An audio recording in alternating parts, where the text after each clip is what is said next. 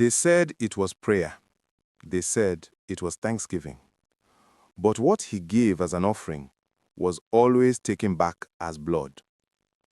Hello there, friends, and welcome to Tales by Larinzy. This is a place where real stories meet powerful life lessons, stories that inspire, warn, and guide us through the journey of life. I'm so glad you're here. Please don't forget to support this channel by liking, commenting, sharing, and most importantly, subscribing. Your support helps us grow and reach more people with these transformational stories. Now, let's dive into today's story. Chinedu was once the pride of his town, a man whose name rang in construction circles, whose handshake alone could seal a contract. His company trucks used to line the streets, his workers busy at sites across the city. His home was filled with laughter, his wife, Ada, radiant with joy always. But life has a way of testing even the strongest. It began like a faint whisper. One contract delayed, then another cancelled. Payments held back, projects suspended. Soon creditors began circling like vultures. One by one, his workers left, each with a different excuse, until his once busy office became a ghost house. At first, Chinedu was confident. It's just a season, he told Ada. Don't worry, I've seen worse. But the season stretched into months, and then into years. His cars were repossessed, his accounts frozen. He borrowed from friends, from neighbors, from anyone willing to listen, until even those doors slammed shut. At home, tension brewed like a storm. Ada tried to hold the family together. She stretched small amounts of food, cooking watery soups, dividing portions carefully so Ada wouldn't go hungry. Nights were the hardest. He would lie awake, staring at the ceiling, replaying the glory days in his mind. The laughter of friends, the respect of business partners, the comfort of wealth, all replaced now with silence and shame. Sometimes, Ada would turn in bed and whisper, Chinedu, have you prayed? I have prayed. Then, after a pause, in a softer voice, but maybe heaven has closed its ears to me. One evening, a knock echoed at their door. It was a creditor, his voice loud enough for the neighbors to hear. Chinedu, you think you can eat my money? I need my payment before the end of this week, or you will see disgrace. The neighbors peeked through their curtains, whispering. Ada lowered her head in shame. That night, she wept quietly, and for the first time, Chinedu felt the weight of his failure. Weeks later, while sitting alone at a roadside bar, drowning his sorrow in cheap drinks, a familiar voice called his name. Chinedu, is this you? He turned, and there stood Kunle, his old friend, once a struggler like him, but now Kunle was transformed. His clothes were sharp, his wrist gleamed with a gold watch, and outside a sleek black SUV waited, its engine humming. Kunle? Chinedu's voice trembled between joy and envy. Ah, my brother, Kunle laughed, embracing him warmly. What has happened to you? You look finished. Shame burned in Chinedu's chest. He managed a bitter smile. Life happened, my brother. Everything I built is gone. Kunle's smile lingered, almost too long. Then he leaned closer, his voice dropping to a conspiratorial tone. Your problem is not business, it is spiritual. There is a place, a prayer house. My own life changed when I went there. If you follow me, your story will turn around. Chinedu frowned. He had heard of such places before, prayers that doesn't change anything. Prayer house? He asked quietly. Kunle, are you sure? Kunle chuckled, patting him on the back. Do you think my wealth is luck? My brother, I was once worse than you, but today, see me, follow me, and you too will rise again. Chinedu sat in silence, torn between doubt and hope. The night grew darker, the city lights flickering in the distance. Ada's tired face flashed in his mind. Finally, with a heavy sigh, he nodded. Take me there. Kune came early one morning in his black SUV, the polished car glinting in the sun. Chinedu was waiting at the roadside, his clothes worn but neatly pressed. As he climbed in, he noticed the smell of leather, the soft hum of the engine, and for a moment, he felt like a man of means again. Relax, Kunle said, smiling confidently as he adjusted his shades. After today, your story will never remain the same. They drove for hours, leaving behind the bustling city. Soon, the houses thinned and the road turned narrow, lined with thick bushes and towering trees. Chinedu grew uneasy. Kunle, where is this place? Patience, my brother. When you see, you will understand. Finally, they arrived at a compound hidden deep in the outskirts. The walls were painted white, with a giant wooden cross nailed above the entrance. Soft drumming echoed from within, mixed with chants. Men dressed in flowing white garments moved about, some carrying buckets of water, others clutching candles. Chinedu's heart eased a little. At least it looks like a church, he whispered to himself. Inside, the air was heavy with incense. Smoke rose in slow spirals, and candles flickered in every corner. At the center stood a man, tall with a broad chest, his robe spotless, his beard neatly trimmed. His smile was wide, but his eyes glowed with something Chinedu could not name. Welcome, my son, the man said in a deep, melodic voice. You have carried a heavy burden, but tonight it shall be lifted. Kunle nudged him forward. Chinedu bowed slightly. Good evening, sir. My name is Chinedu. My life, it has been ruined. I have lost everything. The man's eyes narrowed, and he nodded slowly. Yes, I see it. A tree planted in your path, blocking your progress. Until it falls, your destiny will remain chained. Chinedu shivered. A tree? Yes, the man said firmly. But do not fear. Tonight we shall cut it down.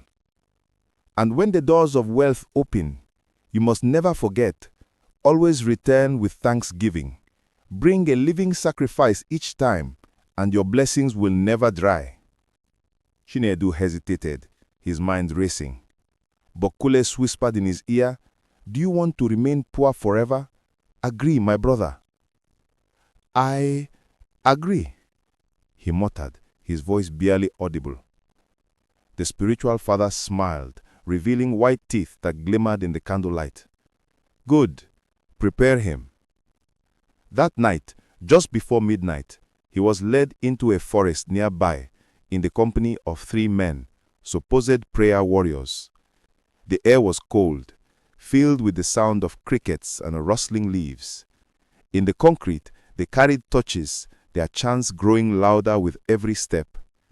Finally, they stopped before a massive old tree, its branches twisted like claws reaching for the sky.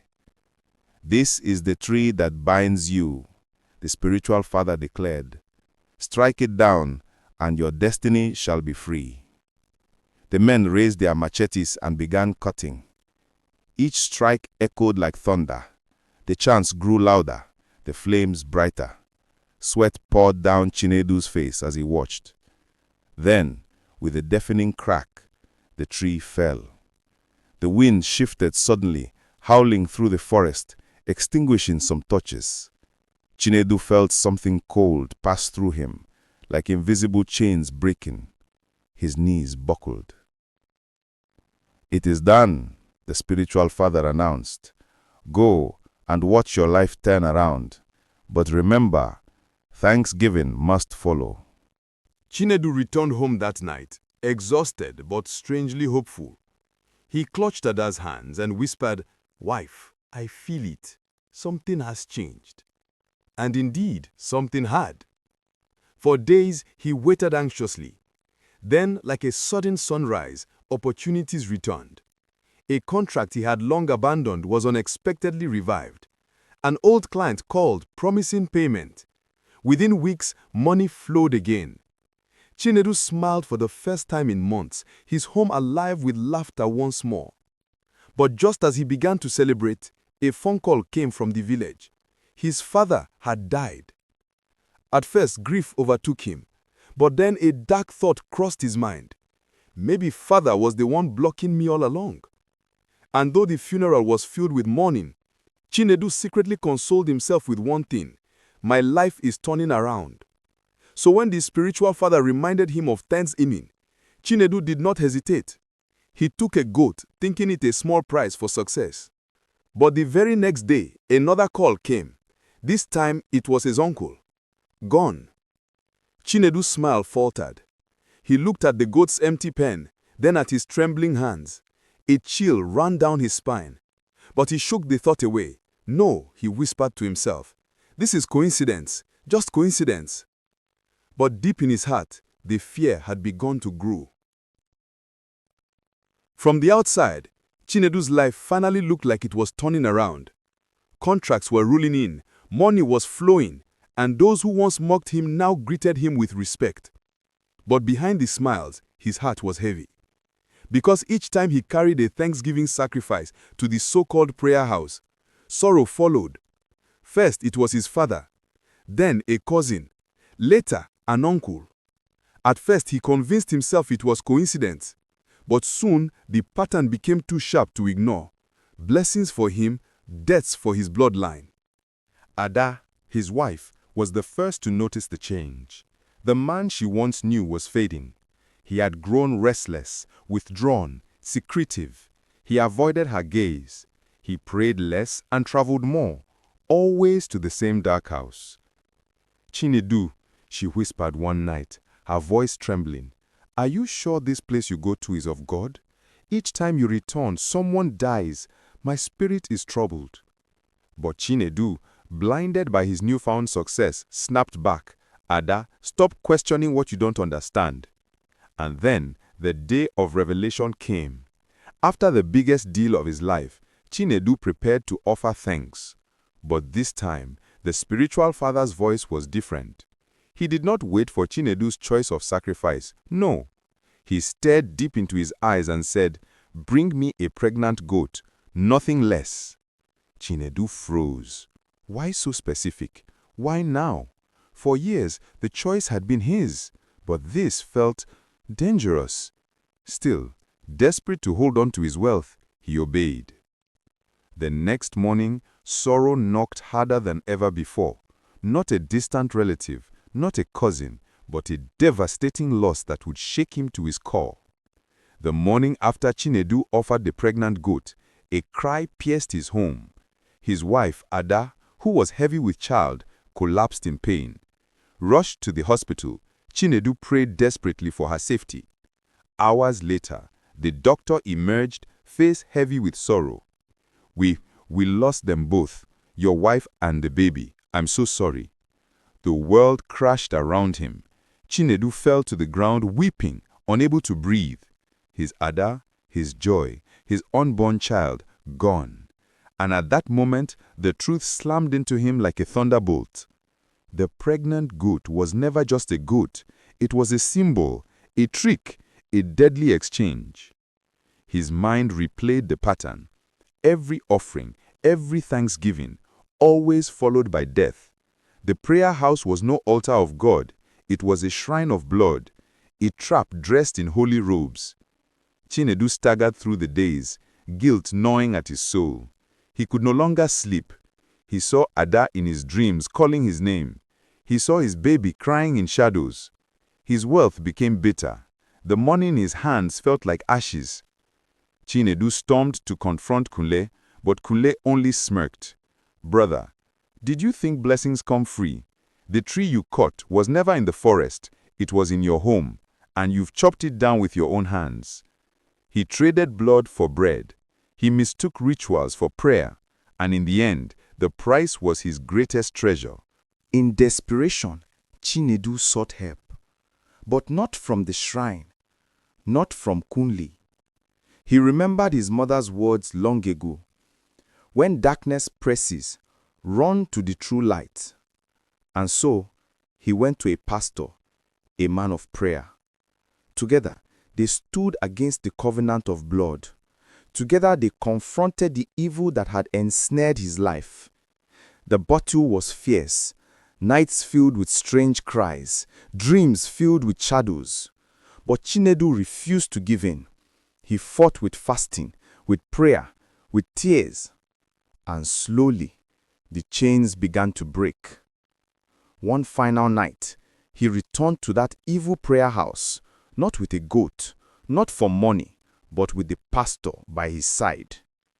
They lifted their voices in the name of the Most High, and the ground trembled.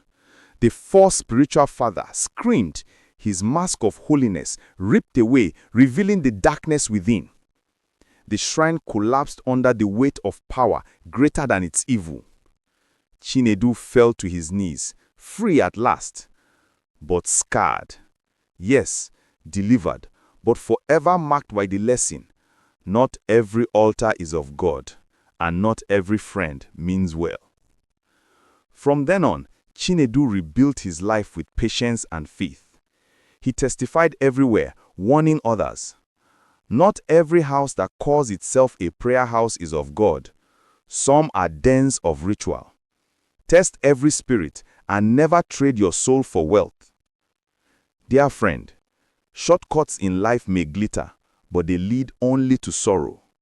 True peace and success come only from wisdom, patience, and faith. If you found this story touching, don't forget to like, share, and subscribe to Tales by Larinzy, where real stories bring real lessons.